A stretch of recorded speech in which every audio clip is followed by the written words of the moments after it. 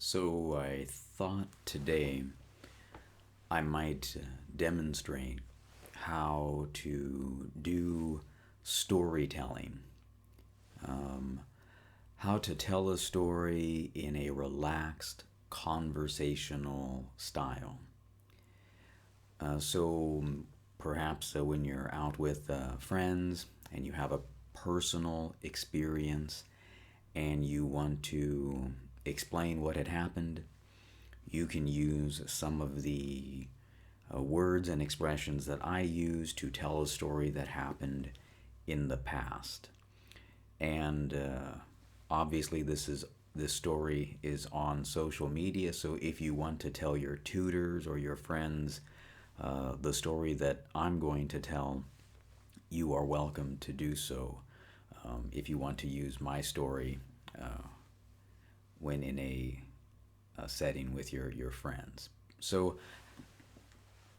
this is just an example of a story, and it is a personal experience of mine. So, a long time ago, around 40 years ago or so, when I was a small child, my grandparents at their house and in their backyard, they had a in-ground pool. So, in ground pool is the pool that is below the earth. We might say an above ground pool are the pools that sit on top of the earth and are visible um, above the earth. But my grandparents, they had an in ground pool, uh, very long and several meters deep. Now, with their in ground pool, they had what we call a diving board, where the person can stand on a plank and then jump off the plank into the pool. Now, the diving board that my parents had was not real high, maybe about almost 1 meter above the water, so not real high. Um, but I was small, and this is actually one of my earliest memories as a kid. And my mother has the personality, at least with me, because I'm the youngest. She was very protective, very concerned, worried about my safety a lot. So my aunts, my uncles, my cousins, the family had gathered at my grandparents' home for a family gathering, and many of us kids were playing in the pool. And I wanted to use the diving board. But my mother, because she's very worried about my health and safety, only let me use the diving board if I put on a life jacket, which is a jacket with little straps that floats, and your arms go into the side of the jacket. So it's a vest, really, and it stays on the chest area, stomach area of the person wearing it. So my mother put me in a life jacket. She also put me in what they call this little, it looks like a circle. It's like a donut, but it's filled with air, and you wear it around your waist area. Now, these things are called lots of different names in English. Some people call it, they might say you had a floaty around your stomach, a floaty around your stomach. Um, so I also had that. So my mother put me in this floaty that looks like a donut, and your body goes in the center of it. She put that on me. So I have the floaty around my stomach. I have the life jacket. And then she also put what we call arm floaties. So these are little, they almost look like round or square um, balloons but made of a thick rubber, and you can slide your arm into it. And so now there's this rubber balloon that is all around your arm. So it's called an arm floaty, and she put both of these on each of my arms. So as you can imagine, I now have the waist floaty, the arm floaties, the life vest. With all of these things on, I was allowed to use the diving board. So I get on the diving board, and the best word to use is I waddled, because I'm wearing all of these items filled with air. It was difficult for me to walk. So I waddled on the diving board to the edge of the diving board. Now, when I say waddled, what does that word mean? Well, waddle is the same word we use for the style of penguins walking. So imagine a penguin in your head, and penguins walk kind of sideways, back and forth, while still making a forward motion. So that's what I did. I waddled. I'm walking kind of back and forth to the sides while going forward on this diving board to the edge of the diving board just above the water. Now, with all of these flotation devices on me, I really couldn't dive into the pool. That was certainly not going to happen. The best I could do was make a small hop from the edge of the diving board into the water.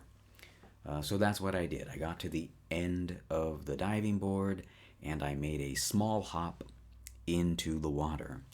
Now, from my point of view, what I remember clearly is my body, we would say, hitting the water or entering the water, and I completely entered the water. My body did not stop at the surface of the water, which is what all of these flotation devices are intended to do. The goal is that the person who is inserted or is wearing the life jacket, the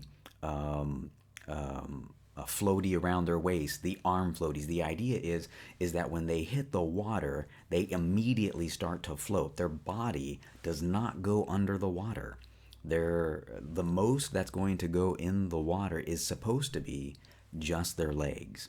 But because I was a very skinny child, and it's not like I've gained a lot of weight since, but anyways, when my body hit the water, I slid right out of everything. I entered the water. I slid out of the waist floaty. I slid out of the life jacket. I slid out of the arm floaties. So what I remember clearly is being in the water now, underneath the water. I looked up, and I could see the life vest, the waist floaty, the little arm floaties. They had been in a central position around my body, but because my body was no longer in it, they are now spreading apart and floating away. And that's what I saw. Now, instantly, I remember the shape of my father diving into the pool. Now, that's really about where my memory of this event ends. I remember my father's body entering the pool, diving towards my direction. I remember seeing the floaties disperse and spread apart on the surface. I do know this. I did not have time to worry. I have no memory of being emotionally concerned in that moment. It all happened so fast that I didn't have time to get scared or worry. I do remember clearly just being fascinated, watching the floaties disperse and realizing that the plan had completely failed to keep me above water and safe. So there's the story. That's how you tell a story. or just one of many ways to tell a story about the past tense. If you go back and review a lot of my words or watch the subtitles, you will see that my story does shift sometimes from using past tense words to present tense, because that's sometimes the way we tell story in English, where once the listener realizes that the event is happening in the past, sometimes we will start to tell the story as if we are again presently experiencing the story, although it happened in the past. So stories naturally shift in English from words that are past tense to present tense, because we know the listener or the viewer understands that the whole story is in the past. So you may have noticed that I did that.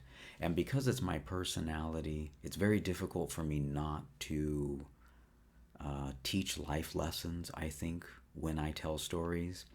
I'll conclude this by teaching a life lesson, and that is simply we can plan and plan and plan sometimes to prevent something bad from happening or something unexpected from happening. But just like my mother planned as much as she could to keep me safe and above water, sometimes unexpected things happen, just like me slipping through all the floaties. Sometimes in life, unexpected things happen, and we have to adjust our plans, do something to fix what has happened. All right, well, that's a lesson in storytelling, um, and I hope that helps you tell stories in the future too.